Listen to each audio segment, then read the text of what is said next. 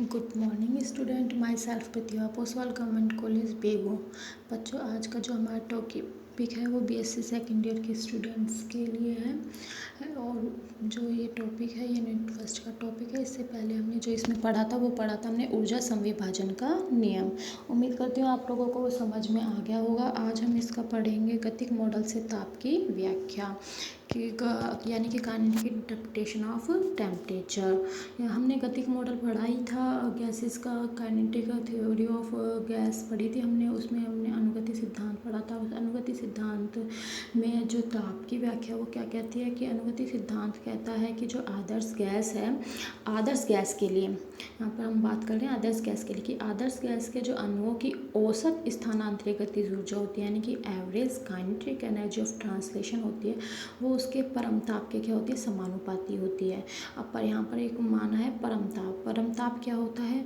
परमताप वह ताप होता है यानी कि शून्य परमताप अगर हम बात करें तो शून्य परमताप वह ताप होता है जबकि वो किसी भी गैस है उसके अणुओं की जो गति होती है वो क्या हो जाती है, शून्य हो जाती है, स्थिर हो जाती है। क्लासिकल मैकेनिक्स तो ये कहती है कि जब किसी गैस के अणु स्थिर हो जाते हैं यानी कि उनकी गति जब शून्य हो जाती है तो उस ताप को कहते हैं परम शून्य ताप।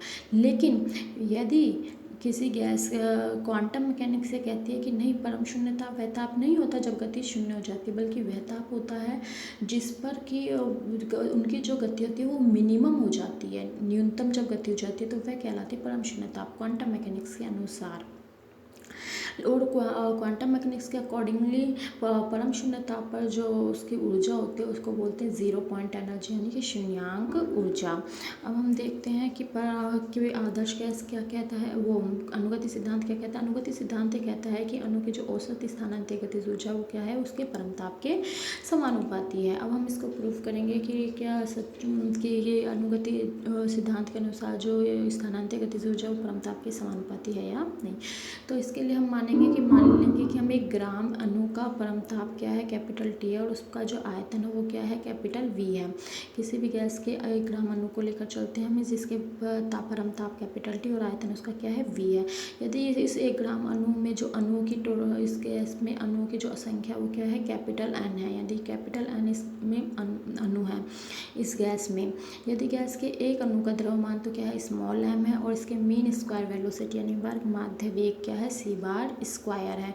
तो अनुगति सिद्धांत में हमने पढ़ा था कि गैस का जो दाब होता है वो P इज इक्वल टू क्या होता है, 1/3 mn upon V C bar square, जहाँ m तो क्या है, द्रव्यमान है, n क्या है, अणु की संख्या है, v आयतन और सी बार स्क्वायर क्या है, वर्ग माध्य वेग है। तो अब हम यहाँ पर क्या करेंगे, टू से ऊपर नीचे क्या कर दिया हमने, मल्टीप्लाई कर दिया।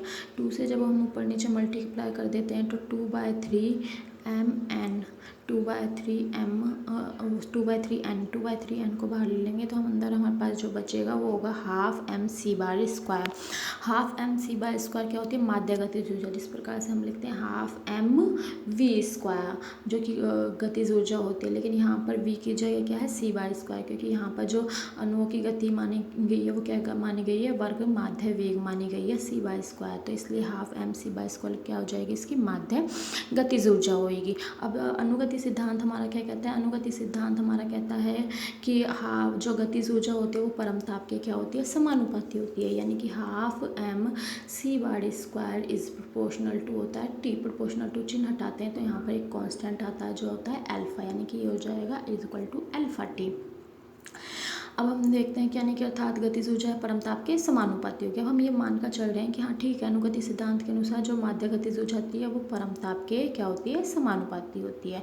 लेकिन ये जो अनुगति सिद्धांत ने ताप की व्याख्या की है, किसके लिए की है, आदर्श गैस समीकरण के लिए की गई। यानी कि अगर ये half M C bar square equal to alpha T अगर सत्य है तो ये आदर्श गैस समीकरण भी इसके लिए सत्य होनी चाहिए। तो इसलिए हम यहाँ पर समीकरण नंबर 1 में half M C bar square की जब हम वैल्यू पुट करते हैं तो हमारे पास जो मान आता है वो आता है P V is equal to 2/3n alpha T. यहाँ पर 2/3n अल्फा है क्या है, एक कांस्टेंट है जिसको हमने क्या बोल दिया, आर कांस्टेंट बोलते हैं। तो हमारे पास जो प्राप्त हुई समीकरण वो क्या है, P V equal to R T, जो कि क्या है, एक आदर्श गैस समीकरण है। अर्थात जो हम मानकर चले गए थे कि अनुगति सिद्धांत के अनुसार जो हम मानकर चले गए थे कि माध्य जो गतिज ऊर्जा वो परमताप के समानुपाती है वो सत्य है, क्योंकि ये आदर्श गैस के लिए और हमारे पास आदर्श गैस समीकरण प्राप्त हो गई, अर्थात ये सही है।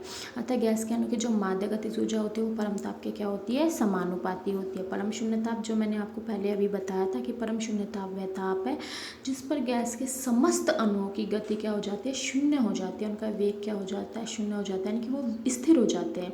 तो उस ताप को क्या कहते हैं, परम शून्य ताप। लेकिन ये क्लासिकल के अकॉर्डिंगली होता है, लेकिन क्वांटम मैकेनिक्स क्या कहते हैं, क्वांटम मैकेनिक्स कहते हैं कि परम शून्य ताप पर जो गतिज ऊर्जा होती है उसको क्या कहते हैं, शून्यांक ऊर्जा, यानी कि 0 पॉइंट ऊर्जा कहते हैं, अर्थात 0 पॉइंट ऊर्जा कहते हैं गतिज ऊर्जा को।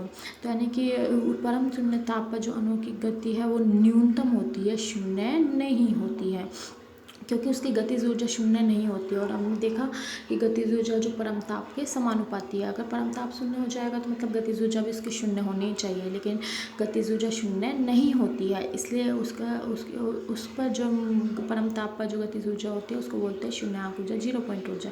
यानी कि गतिज ऊर्जा जब शून्य नहीं होगी तो परमताप भी क्या होता है, शून्य नहीं होता है, बस वहाँ पर अणुओं की जो गति होती है वो क्या हो जाती है, न्यूनतम हो जाती है, शून्य नहीं होती है।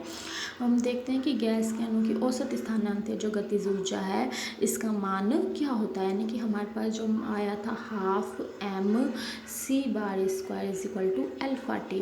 तो इसका मान ज्ञात करने के लिए हमारे पास इस कांस्टेंट अल्फा का मान ज्ञात होना चाहिए। अगर हमें अल्फा का मान ज्ञात हो जाएगा तो हमारे पास माध्य गतिज ऊर्जा का मान भी ज्ञात हो जाएगा।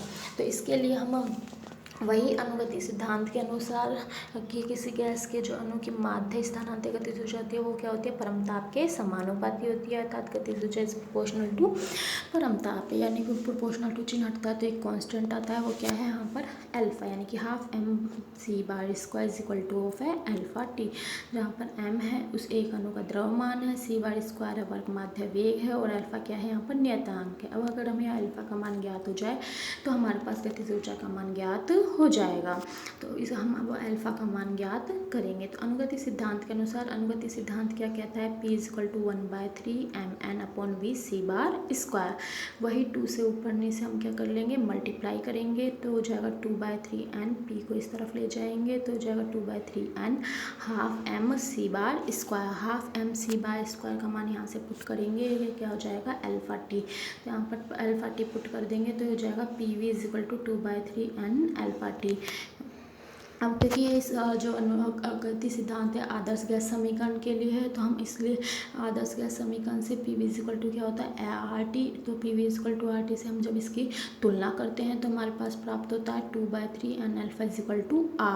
तो यहाँ से अगर हम अल्फा का मान प्राप्त करेंगे तो अल्फा = क्या हो जाएगा, 3/2 R/n। लेकिन जो R/n है ये एक कॉन्स्टेंट कहलाता है, जो इसको बोलते हैं बोल्ट्जमान कॉन्स्टेंट K। तो यहाँ पर इसकी वैल्यू पुट करेंगे तो हमारे पास जो अल्फा का मान आ जाएगा वो आ जाएगा 3/2 K। K की वैल्यू यहाँ पर पुट कर देंगे तो हमारे पास आ जाएगा 12mc/²।